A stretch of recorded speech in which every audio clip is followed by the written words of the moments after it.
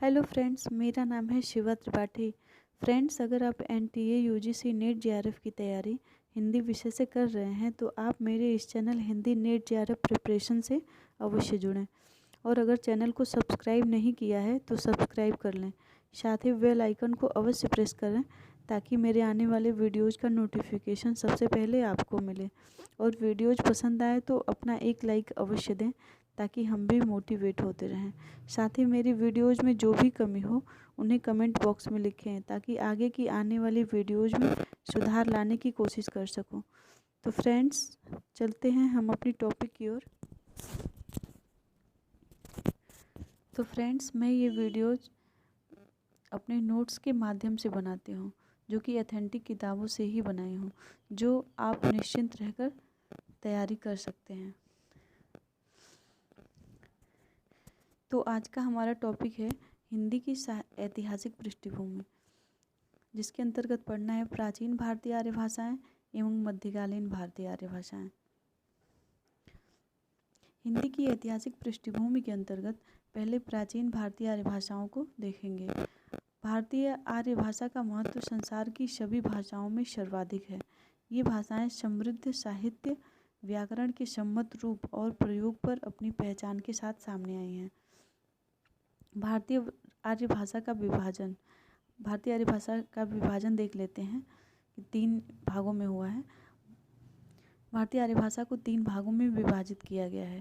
पहला है प्राचीन भारतीय आर्य भाषा, जिसका समय है 2000 ईस्वी पूर्व से 500 ईस्वी पूर्व। फ्रेंड्स, ये कई विद्वानों ने 1500 ईस्वी पूर्व से 500 ईस्वी पूर्व माना है। तो अगर एग्जाम में 1500 ईस्वी पूर्व से 500 ईस्वी पूर्व आए तो आप सही पे निशान 1500 ईस्वी पूर्व से 500 ईस्वी पूर्व पर ही लगाएंगे। दूसरा है मध्यकालीन भारतीय आर्य भाषा, जिसका समय है 500 ईस्वी पूर्व से 1000 ईस्वी तक, जिसके अंतर्गत पाली, प्राकृत, अपभ्रंश ये तीनों भाषाएं आ जाती हैं। तो पाली का समय है 500 ईस्वी पूर्व से 1 ईस्वी तक, और प्राकृत का समय है 1 ईस्वी से 500 ईस्वी तक, और अपभ्रंश का समय है 500 ईस्वी से 1000 ईस्वी तक। और तीसरा है आधुनिक भारतीय आर्य भाषा, जिसका समय है 1000 ईस्वी से अब तक। तो सबसे पहले हम प्राचीन भारतीय आर्य भाषा को देख लेते हैं। इसका समय 2000 ईस्वी पूर्व है। वस्तुतः यह विवादास्पद विषय है। विद्वानों में विवाद है कि ये 2000 ईस्वी पूर्व है या 1500 ईस्वी पूर्व से 500 ईस्वी पूर्व तक है। इस वर्ग में भाषा के 2 रूप उपलब्ध होते हैं। पहला है वैदिक संस्कृत, जिसे वैदिक भी कहते हैं। दूसरा है लौकिक संस्कृत, जिसे संस्कृत कहते हैं। इन दोनों भाषाओं का पृथक पृथक परिचय देना अपेक्षित है। वैदिक संस्कृत, तो हम वैदिक संस्कृत को जान लेते हैं। इसे वैदिक भाषा, वैदिकी छंदस या प्राचीन संस्कृत भी कहा जाता है। वैदिक भाषा का प्राचीनतम रूप ऋग्वेद में सुरक्षित है। यद्यपि वैदिक साहित्य को 3 विभागों में वर्गीकृत किया जा सकता है। पहला संहिता, दूसरा ब्राह्मण, तीसरा उपनिषद। संहिता ऋग संहिता, यजु संहिता, साम संहिता, अथर्व संहिता से संबंधित है। ब्राह्मण मनीषियों के आध्यात्मिक चिंतन से संबंधित है। उपनिषदों की संख्या 108 है, पर 12 उपनिषद महत्वपूर्ण माने जाते हैं। तो हम संहिता को थोड़ा बहुत समझ लेते हैं कि संहिता है क्या। तो ऋग संहिता, जिसको हम ऋग्वेद बोलते हैं। ऋग का शाब्दिक अर्थ स्तुति करना है। ऋग्वेद में 10 मंडल, 1028 सूक्त एवं 10,580 ऋचाएँ हैं। इसके सूक्त प्रायः यज्ञों के अवसरों पर पढ़ने के लिए देवताओं की स्तुतियों से संबंध रखने वाले गीतात्मक काव्य हैं।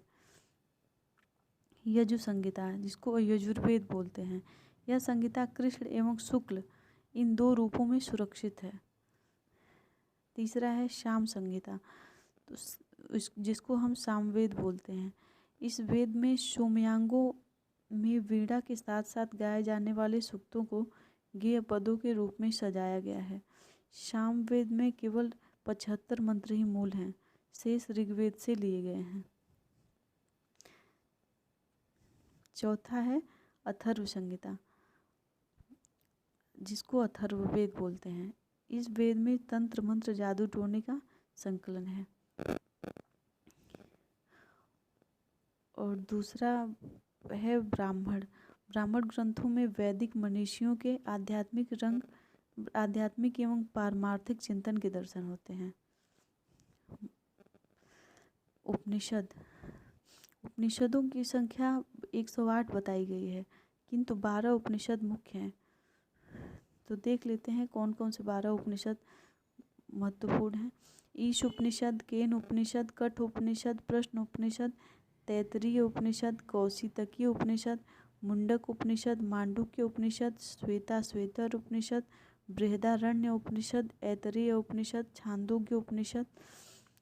तो फ्रेंड्स, इसे सरसरी निगाह से आप लोग देख लीजिएगा, क्योंकि ये 12 उपनिषद महत्वपूर्ण हैं।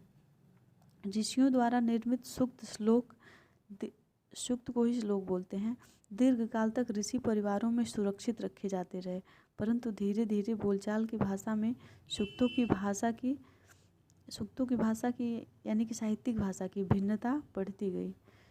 वैदिक संस्कृत की ध्वनियाँ।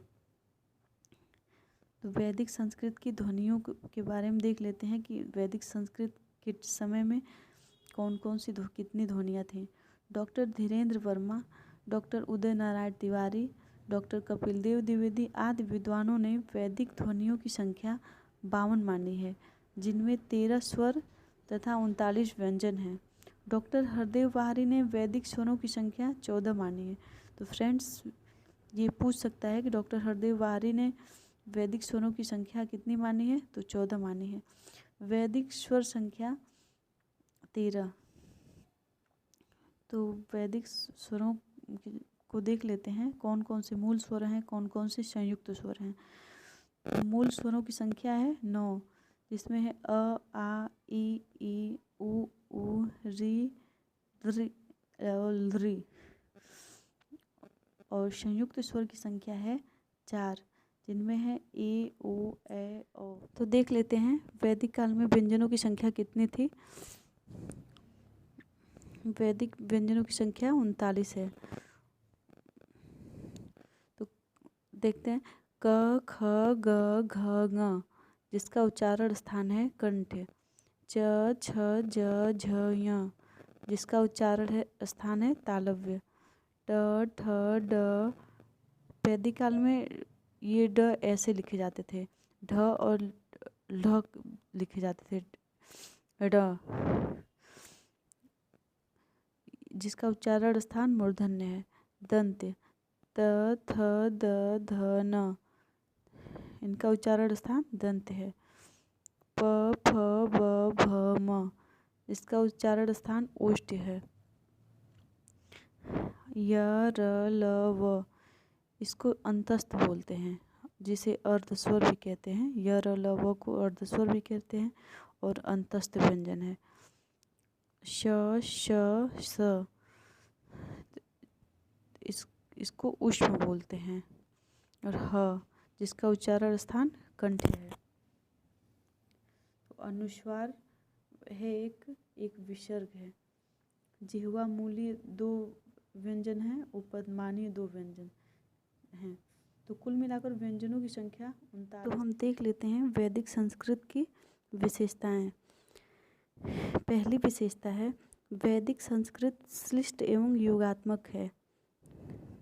वैदिक संस्कृत में संगीतात्मक एवं बलात्मक दोनों ही स्वराघात मौजूद हैं। वैदिक संस्कृत में 3 लिंग थे, स्त्रीलिंग, पुल्लिंग, नपुंसक लिंग।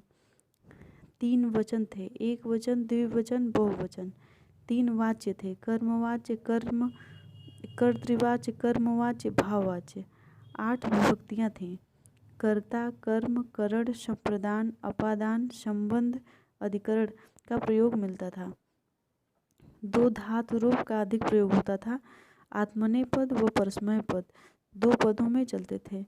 कुछ ही धातुएं उभय पदी थी। वैदिक भाषा में 4 काल एवं 6 भाव मिलते थे। लट लकार जिसको वर्तमान काल कहते हैं, लिट लकार जिसको परोक्ष या संपन्न काल कहते हैं, लंग लकार जिसे अनद्यतन या संपन्न काल कहते हैं, लुंग लकार जिनको सामान्य भूतकाल कहते हैं। वैदिक भाषा की विशेषताएं। प्रत्येक भाषा का अपना विशिष्ट स्वरूप होता है। प्रत्येक भाषा अपनी व्यक्तिगत विशेषताओं के कारण अपना पृथक अस्तित्व रखती है। इस दृष्टि से वैदिक भाषा की कुछ विशेषताएं हैं। उपसर्गों का स्वतंत्र प्रयोग होता था। वैदिक काल में उपसर्गों का स्वतंत्र प्रयोग होता था। वैदिक भाषा में स्वरों के ह्रस्व और दीर्घ उच्चारण के साथ ही उनका प्लुत उच्चारण भी होता था, जैसे आसीत, विन्दति आदि। वैदिक भाषा में लृ का प्रयोग प्रचुर मात्रा में होता था। वैदिक काल में जो लृ है उसका प्रयोग प्रचुर मात्रा में होता था। पद रचना की दृष्टि से वैदिक भाषा श्लिष्ट योगात्मक है। संक्षेप में वैदिक भाषा में प्रयोगों की अनेक रूपता को देखने से प्रतीत होता है कि आज वैदिक भाषा का तथा काल भिन्नता दोनों का होना संभव है। संभवतः उस काल को जन सामान्य की विविध बोलियों का ही हिंदी में खड़ी बोली के समान एक परिनिष्ठित साहित्यिक रूप व वैदिक भाषा है, जो आज ऋग्वेद आदि में उपलब्ध होती है। लौकिक संस्कृत। प्राचीन आर्य भाषा का दूसरा रूप संस्कृत है। इसी को लौकिक संस्कृत या क्लासिकल संस्कृत कहा जाता है। यूरोप में जो स्थान लैटिन भाषा का है, भारत में वही स्थान संस्कृत भाषा का है। भारत में रामायण महाभारत से भी पहले से लेकर आज तक संस्कृत में साहित्य रचना हो रही है। संस्कृत का साहित्य विश्व की समृद्धतम साहित्यों में से एक है। प्राचीन भारतीय आर्य भाषा का वह रूप जिसका पाणिनि की अष्टाध्यायी में विवेचन किया गया है, वह लौकिक संस्कृत कहलाता है। लौकिक संस्कृत की विशेषताएं। उपसर्गों का स्वतंत्र प्रयोग बंद हो गया लौकिक संस्कृत में। वैदिक संस्कृत में तो उपसर्गों का स्वतंत्र प्रयोग होता था, लेकिन लौकिक संस्कृत में उपसर्गों का स्वतंत्र प्रयोग बंद हो गया। संधि कार्य अनिवार्य सा हो गया। स्वरों में लृ प्रायः लुप्त सा हो गया। स्वरों का उद्दत्त, अनुदत्त और स्वरित उच्चारण समाप्त होने लगा। स्वर भक्ति अप्रचलित हो गई।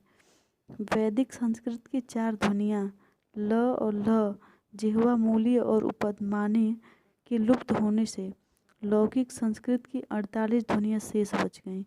इस प्रकार वैदिक भाषा की अपेक्षा संस्कृत भाषा अधिक नियमित एवं व्यवस्थित हो गई तथा वैदिक भाषा की अपेक्षा संस्कृत के रूप पर्याप्त परिवर्तन हो गया।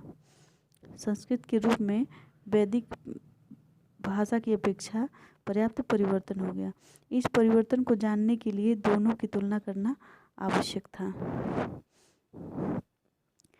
तो फ्रेंड्स, आज हम प्राचीन भारतीय आर्य भाषा से परिचित हुए। मध्यकालीन आर्य भाषा को हम अगले वीडियोज में समझेंगे। तो फ्रेंड्स, अगर आपको मेरे वीडियोज पसंद आए हो तो अपना एक लाइक अवश्य दीजिए और सब्सक्राइब भी कर लीजिए। धन्यवाद।